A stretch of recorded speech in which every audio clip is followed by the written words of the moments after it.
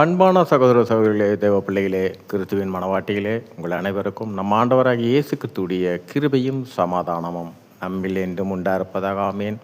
இந்த நாளிலும் பரிசுத்தாவின் வெளிப்படுத்துகிற சத்தியத்திற்காக நன்றி செலுத்துவோம். இந்த நாளில் நன்மை தீமை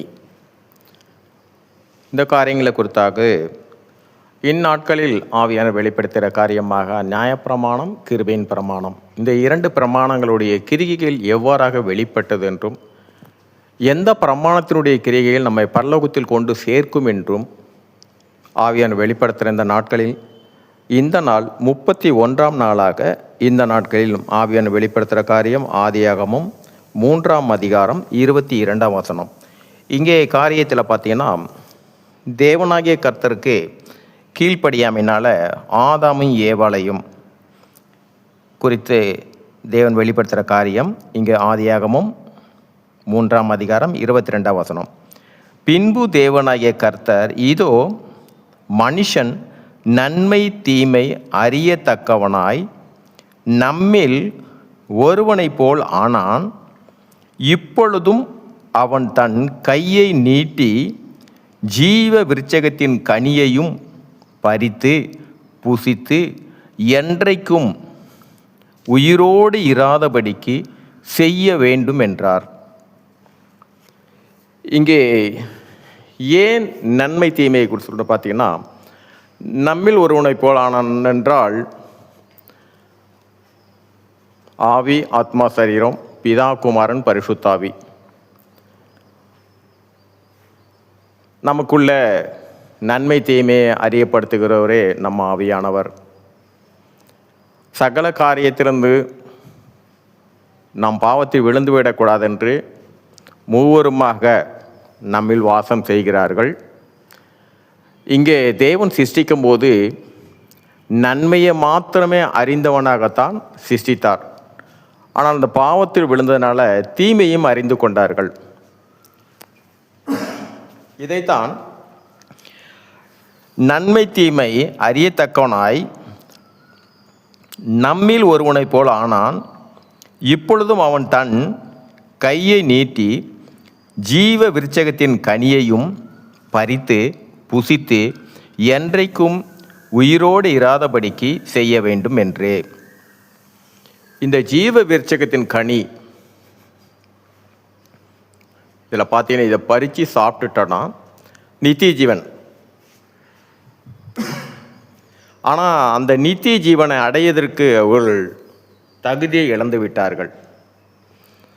தேவ வார்த்தைக்கு கீழ்ப்படியாமனால அந்த பழத்தை இவங்க பறித்து சாப்பிட்றக்கூடாது.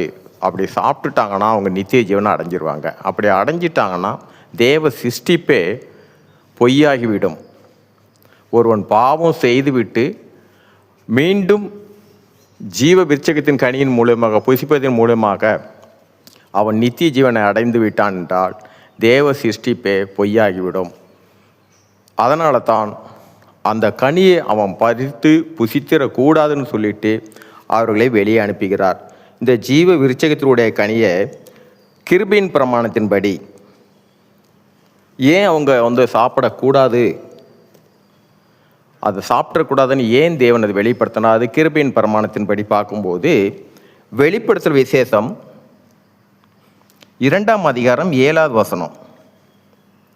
இங்கே பார்த்தீங்கன்னா, ஆவியானவர் சபைகளுக்கு சொல்லுகிறதை காதுள்ளவன் கேட்க கடவன். சபையே நம்ம தான்.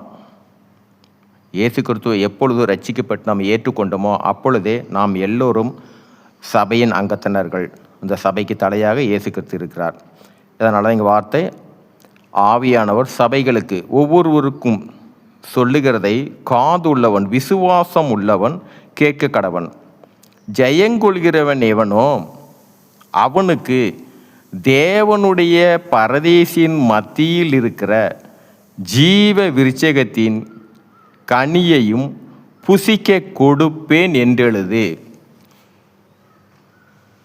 இங்கே பார்த்தீங்கன்னா, தேவனுடைய வார்த்தையின்படி நடக்கிறவங்களுக்கு தான் அதன்படி நடக்கும்போது. இப்போது நம்ம பிள்ளைங்கள்ட்ட நம்ம ஒரு காரியமாக சொல்லுவோம், இந்த எக்ஸாமில் மட்டும் நீ பாஸ் ஆகிட்டேன்னா நீ கேட்குறத நான் வாங்கித்தரேன். அதே மாதிரி பாஸ் ஆனோன்னா கேட்ட மாதிரி வாங்கி கொடுப்பான். அது சந்தோஷத்தினால். இது சந்தோஷத்தினால். இதனால் என்னவென்றால் தந்தைக்கல்ல மகனுக்கு ஒரு காரியம், ஒரு ஊக்கப்படுத்துதல், அவன் அடைகிற சந்தோஷம் ஏராளமாக இருக்கும். இங்கே தான் பார்த்தீங்கன்னா தேவனுடைய வார்த்தையின்படியே நம்ம நடக்கும் பொழுது அப்பொழுது இந்த ஜீவ விருட்சகத்தின் கனியை புசிக்க கொடுப்பேன். அப்படி தேவனோட வார்த்தையிலே நிலை நின்று அதன்படியே வார்த்தை நிமித்தம் உபத்திரம் வந்தாலும் சரி, கஷ்டம் துன்பம் வேதனை எது வந்தாலும் அதை எல்லாவற்றையும் ஜீவ வார்த்தையிலே இறுதி வரை நிலை நிற்கவனே ரட்சிக்கப்படுவான் என்ற அந்த வார்த்தையின்படி இறுதி வரைக்கும் பின்வாங்கி போகாமல் அந்த வார்த்தையிலே நாம் நிலை நிற்கும் போது தான் அவர்களுக்காக அவர் சொல்கிற வார்த்தை தான்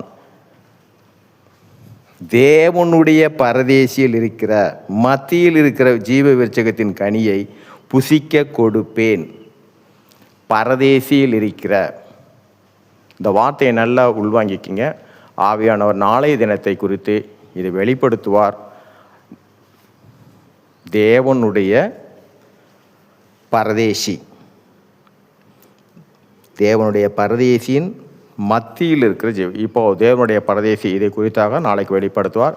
இந்த காரியத்தில் பார்த்தீங்கன்னா இதனால தான் அவர்கள் அந்த கனியை புசித்து விடக்கூடாது என்று. ஏனென்றால் எப்பொழுது அதற்கு முன்பாக அதுக்கு புசிப்பதற்கு தகுதியானவர்களாக இருந்தார்கள், ஆனால் பாவத்தில் உள்ள காரியமாக தேவ வார்த்தைக்கு மீறி நடந்தனால் அதை இழந்து விட்டார்கள். அதனால் அவர்களை வெளியே அனுப்பினார். சரி, இந்த காரியத்தை குறித்து ஆவியான நாளைய தினம் இந்த பரதேசை குறித்தும் வெளிப்படுத்த போவதற்காக நன்றி செலுத்துவோம். இந்த காரியத்தின் மூலம் ஆவியானவர் இந்த நாளும் வெளிப்படுத்துகிற சத்தியத்திற்காக நன்றி செலுத்துவோம். இந்த காரியத்தின் மூலம் எல்லாவற்றிலும் மூவரிலும் ஒருவராக இருக்கிற தேவனே உடைய ஆமம் ஒன்றுக்க மகிமுண்டாதாக. ஆமென்.